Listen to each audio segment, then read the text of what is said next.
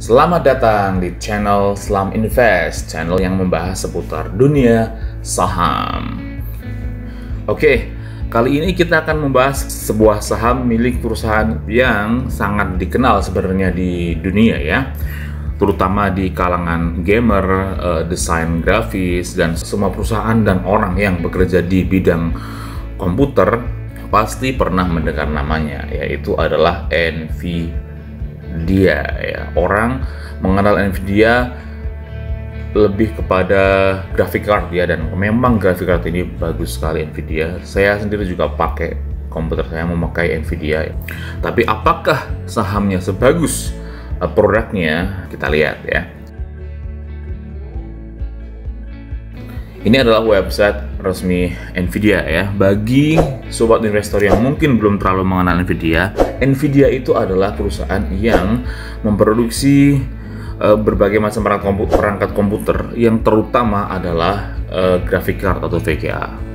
Tapi sebenarnya meskipun NVIDIA bagi orang-orang pada umumnya lebih mengenal sebagai produsen graphic card untuk komputer yang mungkin ke arah personal komputer, sebenarnya NVIDIA ini bergerak di graphic card untuk banyak industri. Contoh ini lihatnya, NVIDIA juga melayani graphic card untuk di bidang financial service, healthcare, higher education, industrial. Kita lihat aja di all industries. Jadi banyak industri di dunia ini membutuhkan graphic card, dan graphic cardnya beda-beda, nggak selalu sama dengan kayak personal komputer seperti yang sering kita pakai. Ternyata di industri-industri yang lain juga membutuhkan graphic card sejenis itu. Kita lihat ya, kayak consumer internet ini yang paling banyak pasarnya ya tentunya, karena orang semua yang punya komputer biasanya juga membutuhkan graphic card, dan graphic card yang terbaik salah satunya adalah NVIDIA. Tapi selain itu juga di bidang energi, finance juga mungkin untuk server atau game development tentu saja ya. Bagi para developer game membutuhkan komputer spek dewa, yang tentunya juga membutuhkan graphic card spek dewa juga. Makanya mungkin NVIDIA menyediakan graphic card khusus yang sangat kuat untuk para game developer. Dan ada healthcare dan life science, biasanya mungkin di bidang kesehatan, kedokteran, mungkin juga ada butuh graphic card khusus ya. Kayak higher education juga, di kampus-kampus juga mungkin membutuhkan graphic card khusus juga. Makanya NVIDIA menyediakan semuanya, semua graphic card untuk semua kebutuhan itu NVIDIA sediakan. Media dan entertainment, public sector, retail besar mungkin ya, smart cities tentu saja untuk AI dan Internet of Things membutuhkan graphic card yang penting juga. Dan transportation itu biasanya di autonomous transportation ya. Telecoms juga pasti ya, kayak telekomunikasi, Telkom, XL membutuhkan graphic card yang khusus untuk mereka sendiri. Dan juga supercomputing ini biasanya untuk server ya, komputer yang super kuat, super cepat, juga pasti membutuhkan graphic card yang mumpuni. Kita lihat contoh produknya ya, yang dijual di shopnya NVIDIA, the Ultimate Play GeForce RTX 30 Series. Ini kita lihat contoh-contoh graphic card yang dijual oleh NVIDIA. Ada ini ya, GeForce graphic cards, ada Titan graphic card, ada Shield Media Streamer, bisa buat streamer TV berbayar juga mungkin ya. Ada NVIDIA Jetson, ada Quadro Professional Graphic Card, dan NVIDIA GTX Station. Intinya NVIDIA ini adalah spesialis graphic card yang sangat bagus produknya. Dan saya yakin bagi sobat-sobat investor semua pasti banyak yang memakai produknya NVIDIA, ya kan? Tim hijau kan? Oke, setelah kita lihat sekilas tentang perusahaannya, mari kita lihat sahamnya. Ini saham NVIDIA. Saham NVIDIA ya, dalam satu hari, tanggal 30 Desember dia naik sebanyak 1,31%. Dalam satu minggu dia sempat turun bahkan sampai minus 2,37%, tapi kembali naik. Naiknya cuma 0,33%. Lumayan buying pointnya nih, sedang turun dalam seminggu. Dalam sebulan dalam sebulan juga surprisingly masih turun ya.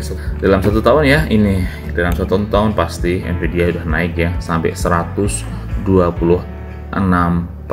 luar biasa, 2 kali lipat rekan investor, hebat gak? Jadi kalau kita investasi sebanyak $10.000, maka duit kita sudah menjadi $20.000 lebih. Itu luar biasa ya.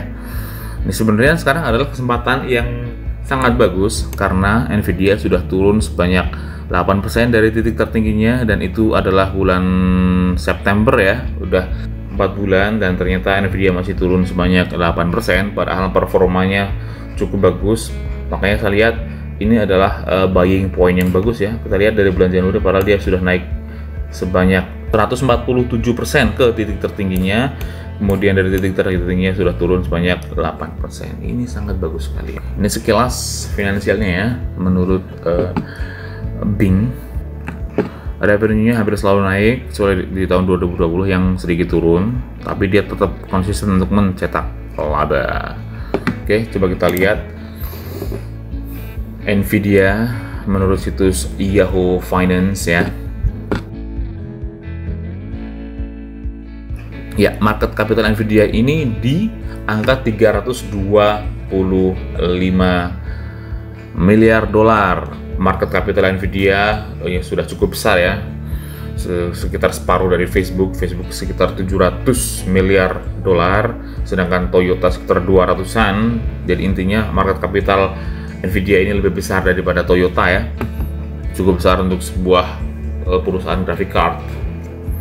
Dan kita lihat PE-nya di 85,96. Ini PE-nya sangat tinggi. Value investor mungkin kurang tertarik dengan saham Nvidia karena lihat PE-nya ya, PE-nya yang 85,96 pasti sangat tinggi sekali. Tapi bagi growth investor belum tentu. Kondisinya overvalued ya, dari para analis di Yahoo Finance menilai bahwa saham Nvidia ini sudah overvalued. Tapi kita lihat finansialnya dulu aja. Finansialnya dari tahun ke tahun revenue dari Nvidia ini konsisten ya. Kita lihat dari tahun 2017 revenue-nya sebanyak 6,9 miliar dolar. Tahun 2018 dia meningkat menjadi 9,7 miliar dolar. Tahun 2019 dia meningkat lagi menjadi 11,7 miliar dolar, dan di tahun 2020 dia sedikit turun di 10,9 miliar dolar. Wajar ya sebenarnya kalau tahun 2020 ini turun itu wajar, karena 2020 ini ada pandemi COVID-19 yang pastinya orang-orang akan berpikir 2 kali untuk membeli Nvidia, karena Nvidia itu adalah graphic card yang ya tentunya bukan barang primer. Orang akan lebih fokus untuk membeli produk-produk yang lebih penting, dan untuk produk-produk yang sekunder dan tersier seperti graphic card akan di nomor 2 kan tentunya. Jadi tentu saja akan sedikit berkurang, tapi pengurangan yang cuman dari 11 miliar ke 10,9 ya, 10,9 dari 11,7 ke 10,9 itu sebenarnya tidak terlalu signifikan sih. Kalau menurut analis harga Nvidia ini sudah overvalued, tapi ternyata dia masih direkomendasikan di buy ya. Makanya kita lihat overvalued atau enggak itu adalah salah satu cara kita melihat saham dari salah satu sudut. Kalau kita lihat dari sudut yang lain, ternyata masih memiliki rekomendasi buy, padahal dari situs yang sama.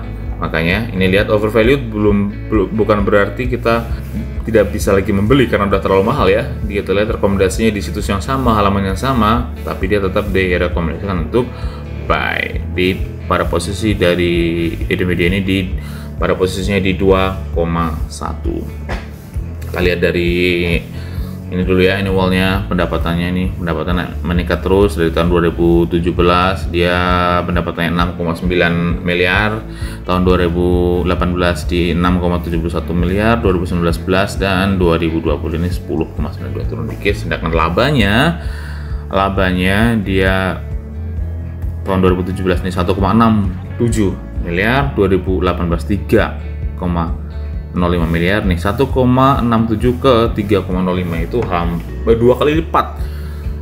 Dia labanya meningkat 2 kali lipat di tahun 2018, dan di 2019 juga kembali meningkat. Meningkat sebanyak 50% ya kira-kira ya, dari 3 ke 4 sekitar itu, hampir 50%. Dan di tahun 2020 ini dia sedikit turun tapi tetap mencetak laba. Sedangkan secara kuartal ini yang agak surprisingly ya, secara kuartal ini Nvidia konsisten naik. Ini di kuartal pertama tahun 2020 dia sudah mencetak 3,1 miliar, di kuartal kedua tahun 2020 dia sudah mencetak 3 miliar, kuartal ketiga 3,8, dan kuartal keempat dia mencetak 4,73. Ini ternyata surprisingly cukup konsisten ya, dia hanya turun sedikit di kuartal kedua tahun 2020, sedangkan laba tetap tercetak. Ini perusahaan yang cukup kuat, padahal saya pikir graphic card itu adalah perusahaan-perusahaan bertipe sekunder yang mungkin orang tidak terlalu mementingkan untuk membeli graphic card, tapi ternyata mungkin kebutuhan kali ya, di zaman sekarang itu orang tetap sangat membutuhkan sebuah komputer yang mumpuni, apalagi dengan adanya kayak social distancing, orang akan lebih sering di rumah. Dan mungkin salah satu yang dibutuhkan ketika orang itu lebih sering di rumah adalah berinteraksi dengan komputer. Nah, karena berinteraksi dengan komputer, mungkin pada akhirnya orang akan membutuhkan sebuah graphic card. Karena mungkin pada awalnya mungkin orang memakai komputer tidak terlalu mementingkan yang penting bisa dipakai. Tapi ternyata setelah PSBB ini nggak selesai-selesai, lama orang membutuhkan hiburan, makanya orang mulai berpikir untuk mengupgrade graphic cardnya agar mungkin bisa main game yang lebih berat, sehingga ya di rumah bisa berkegiatan dengan lebih nyaman. Kita lihat konsensusnya nih. Ini juga sedikit mengagetkan yang menyenangkan, karena ternyata Nvidia ini selalu berhasil mengalahkan prediksi konsensus. Kita lihat ya, baik dari kuartal pertama, kuartal kedua, kuartal 3, dan kuartal keempat tahun 2020 dia selalu berada di atas konsensus, yang artinya perusahaan Nvidia ini tetap berkembang dengan cukup bagus, padahal market capitalnya sudah di angka 300 ya, di angka 325 miliar dolar. Kita lihat rekomendasinya tetap buy ya di angka 2,1, sedangkan price targetnya di bawah rata-rata ternyata. Ini sedang turun ya, makanya sekarang menjadi buying point yang bagus. Karena low-nya di 347, average-nya di 598, dan high-nya di 700, sedangkan posisi sekarang di 525. Ini ada di tengah-tengah ya. Jadi kalau sobat investor berminat dengan Nvidia, sekarang adalah buying point yang cukup bagus. Kita lihat histori dari pendapatannya, revenue-nya. Ini adalah pendapatan, bukan laba. Nih, Nvidia ini cukup konsisten. Ini perhatikan ya, pada tahun 2008, 2009 ini dia agak landai pendapatannya, bisa naik turun karena mungkin kebutuhan waktu itu, kebutuhan graphic card mungkin tidak se-urgent sekarang, makanya orang-orang masih belum terlalu banyak di kalangan umum yang membutuhkan spek komputer yang tinggi, sehingga pendapatan Nvidia juga landai, tetap meningkat pada umumnya, tapi peningkatannya hanya di 4% di tahun 2015 bulan 4 ya. Nih peningkatannya rata-rata adalah di single digit waktu itu, sering double digit, lebih sering single digit seperti ini. Tapi perhatikan, mulai tahun 2017 dia mulai naik dengan sangat signifikan ya, sampai peningkatan revenue-nya sampai mencapai 56%, 31%, ini selalu double digit. Tapi mulai 2018 dia agak turun ya. Tapi perhatikan tahun 2020 ini dia kembali naik dengan sangat signifikan lagi. Jadi turun ini ternyata adalah dia kayak building up, karena dia kembali naik dengan sangat signifikan. Ini kita lihat dari 4 kuartal terakhir ya. Kuartal pertama tahun 2020 dia naik 4%, kuartal kedua 2020 dia naik 38% dibandingkan dengan kuartal tahun sebelumnya. dibandingkan dengan kuartal yang sama tahun sebelumnya. Di kuartal ketiga Nvidia naik 49,9% dan di kuartal keempat tahun 2020 Nvidia naik sebanyak 56,8% jika dibandingkan dengan kuartal keempat tahun 2019 ya. Dibandingkan dengan ini yes. Ini dengan ini naik sangat signifikan. Laba ya, kita lihat di story labanya juga. Ini Nvidia selalu konsisten mencetak laba.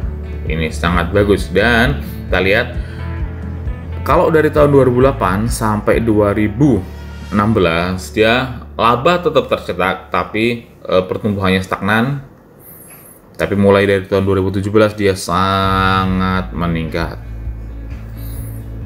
Karena semakin kesini orang semakin membutuhkan komputer dengan spek yang cukup tinggi ya, apalagi kalau untuk Bitcoin, untuk menambang Bitcoin itu sangat perlu sekali grafik card yang bagus. Ini artinya ini sedang mulai sangat bertumbuh sekali ini perusahaan Nvidia ini, karena pendapat labanya juga konsisten dan bahkan semakin naik, sedangkan pendapatannya, revenue-nya juga semakin meningkat. Ini sangat menarik bagi investor tipe growth seperti saya. Tapi tetap kita lihat bagaimana fundamentalnya. Nih kita lihat ya, Nvidia ini diperdagangkan di Nasdaq ya, bukan New York Stock Exchange, tapi di Nasdaq yang stok-stoknya lebih bersifat perusahaan teknologi. Dan employee-nya, karyawannya surprisingly cukup sedikit ya. Nvidia untuk perusahaan bermarket capital sampai 300 miliar dolar, karyawannya hanya 13.000. Ini sangat sedikit menurut saya, dan artinya dengan 13.000 karyawan yang mampu melayani permintaan grafik card seluruh dunia, Nvidia ini berarti dikelola dengan sangat efisien. Bayangin, permintaan grafik card Nvidia itu seluruh dunia loh sobat investor, tapi karyawannya cuma 13.000 saja. Ini seperti kayak di Indonesia ya, perusahaan kayak perusahaan Telkom aja mungkin lebih dari itu. Padahal Nvidia itu layanannya sudah mencakup seluruh dunia, tapi tetap cuma 13.000 karyawannya. Udah kebayang betapa efisiennya Nvidia ini mengelola karyawan. Oke, lanjut ya. Kita lihat debt to equity rasionya Nvidia di 0,39. Ini sangat bagus bagi saya selaku growth investor, dan tentu bagi value investor juga sama. Semua orang menyukai hutang yang sedikit ya, tapi bagi growth investor seperti saya, utang sedikit itu penting, karena kalau valuasinya tinggi, utangnya tinggi juga, saya akan berpikir dua kali untuk membeli saham tersebut. Tapi kalau utangnya saja sudah 0,39, artinya perusahaan ini sangat sehat, tidak perlu bayar utang terlalu besar, yang artinya kalau ada laba itu bisa banyak diinvestasikan kembali untuk mengembangkan perusahaannya. Current rasionya juga 3,92, ini bagus sekali ya. Nvidia memiliki cash yang cukup banyak untuk membayar semua utang jangka pendeknya, dan cukup cash juga untuk melakukan ekspansi. Jika mereka mempunyai proyek, mereka bisa mendanainya dengan cash dengan tanpa banyak berhutang. Itu sangat bagus sekali. Dan PE rasionya 86, ini sangat tinggi sekali bagi value investor. Saya yakin value investor akan berpikir dua kali untuk membeli Nvidia karena PE-nya sangat tinggi. Tapi PE growth-nya lumayan bagus sih, 3,76. Kita lihat ya. Sedangkan price to sales-nya ini yang jadi patokan utama saya untuk membeli sebuah saham adalah price to sales, karena yang paling penting adalah sebuah pertumbuhan perusahaan, dan surprisingly price to sales-nya masih cukup murah untuk perusahaan tipe growth yang membukukan pendapatan peningkatannya sebanyak 56 ya, peningkatannya sebanyak 56,8%, lebih bagus daripada kuartal sebelumnya, tapi price to sales-nya hanya 29. Itu menurut saya sangat prospek.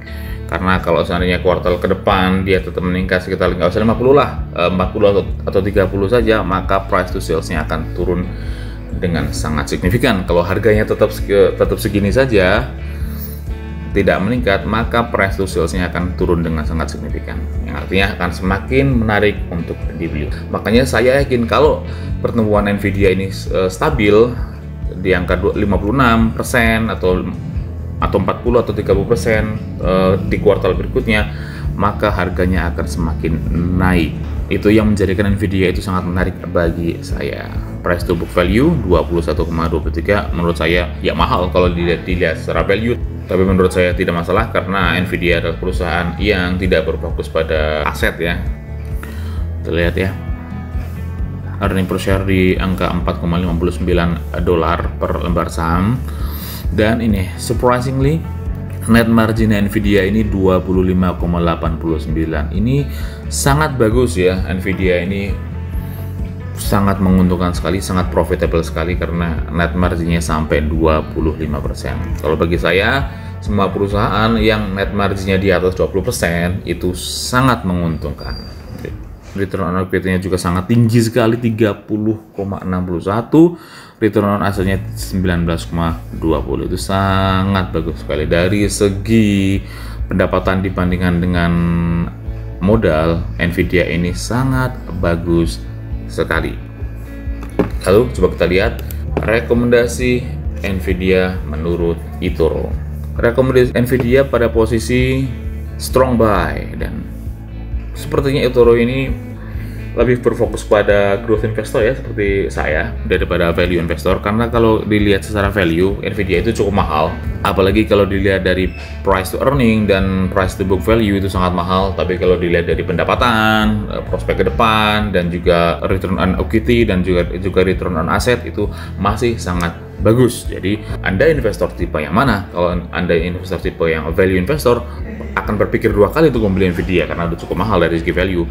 Tapi kalau Anda tipe growth investor, maka Nvidia masih sangat menarik untuk dilihat. Kita lihat ya dari rekomendasi analis eToro juga posisinya di strong buy ya. 83% analis eToro merekomendasikan untuk buy, 13% merekomendasikan untuk hold, dan hanya 4% yang merekomendasikan untuk sell, yang artinya secara rata-rata Nvidia ini strong buy, dan saya setuju sekali. Nvidia sekarang diperdagangkan di harga $525,83 per lembar saham, dan prediksi analis ya, kalau low estimate mungkin bisa turun sampai 400.